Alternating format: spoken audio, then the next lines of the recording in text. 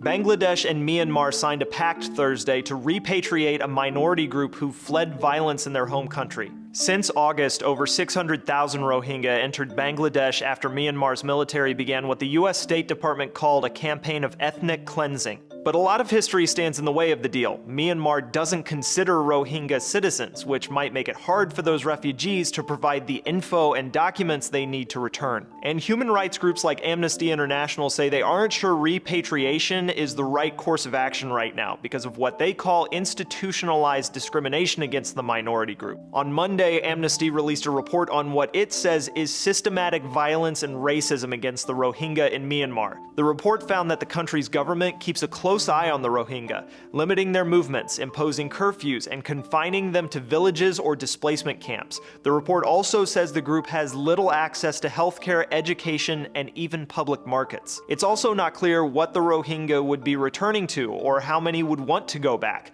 Potentially hundreds of Rohingya villages have been largely destroyed in the ongoing violence, and Rohingya refugees have reported mass murder and rape back home. Details about the repatriation pact haven't been released, but Myanmar's officials call it a win-win for both countries.